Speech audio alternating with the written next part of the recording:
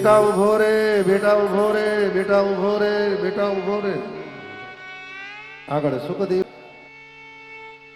મનુષ્ય જન્મની અંદર એક વસ્તુનું ધ્યાન રાખજો, જેનું ઋણાનુબંધન તમારા જીવનમાં તમારી સાથે જેટલું છે એ વ્યક્તિ ઘરમાં એટલું જ રહેવાની છે.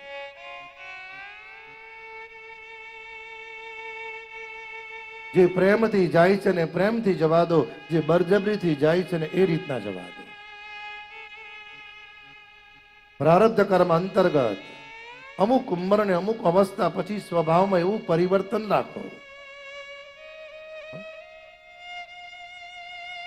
જેનું ઋણ પૂરું થયું છે એની પર એટલો બધો અધિકાર પણ ન જમાવો કે અંતે એના ગયા પછી તમારું મૃત્યુ તો બગડે પણ તમારે જીવનમાં દુઃખી થવું પડે છે.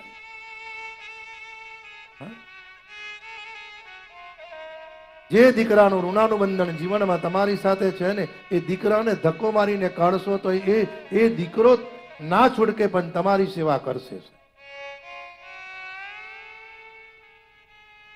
અને જેની સાથે તમારું ઋણાનુબંધન પૂરું થયું છે એનું ગમે તેટલું રાખશો અને ગમે તેટલું કરશો પણ તમારું નથી નથી ને નથી સાહેબ. અને જેનો દીકરો સમાજ માટે, પરિવાર માટે અને પોતાના માટે જન્મે છે સાહેબ, બેટા ઉભો રે, બેટા ઉભો રે, બેટા ઉભો રે. ભાઈ અમુક ઉંમર સુધી પરિવાર માટે રડો, અમુક ઉંમર પછી પરમાત્મા માટે રડો. પરિવાર માટે એટલું બધું પણ ના રડો કે અંત સમયે તમે રડો ત્યારે પરિવારના લોકો તમારી મસ્કરી કરતા હોય છે. અમુક ઉંમર સુધી પરિવાર માટે રો ના નહીં સાહેબ. સમય અને પરિસ્થિતિનો તમને અનુભવ થાય ને પછી ભગવાનના ચરણે સમર્પિત થાઓ. એટલું બધું પણ પરિવાર માટે ન રડો કે તમે જેના માટે રડો છો ને એ તમને બધું મસ્કરીમાં કાઢે છે. એ જ પરિવારના લોકો કહે છે અમારા માતા પિતાને, અમારા બાપુજીને તો બહાર જઈને ખોટું ખોટું રડવાની ટેવ પડી ગઈ છે.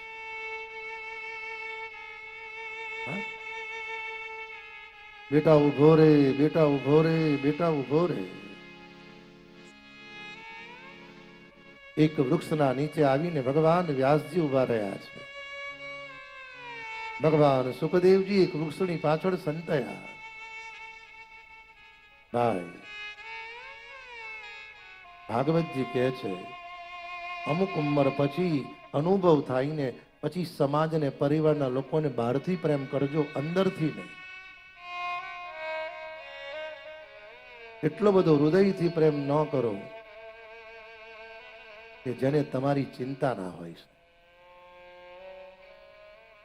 એક વૃક્ષની પાછળ ભગવાન આવ્યા વ્યાસજી, વૃક્ષને બાથ મારી,